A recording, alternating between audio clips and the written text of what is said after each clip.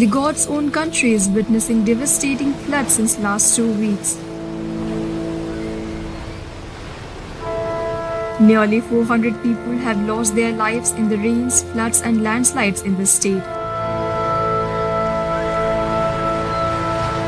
Over 7.24 lakh displaced people have been sheltered in 5,645 relief camps.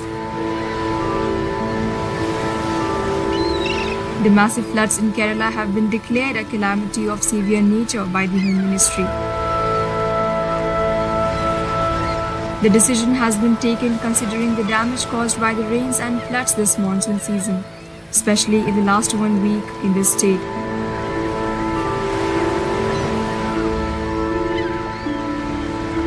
Prime Minister Narendra Modi had announced an aid of Rs 500 crore. The central government has also decided to give ex gratia of Rs 2 lakh each to the family of those killed in the floods and Rs 50,000 to the injured.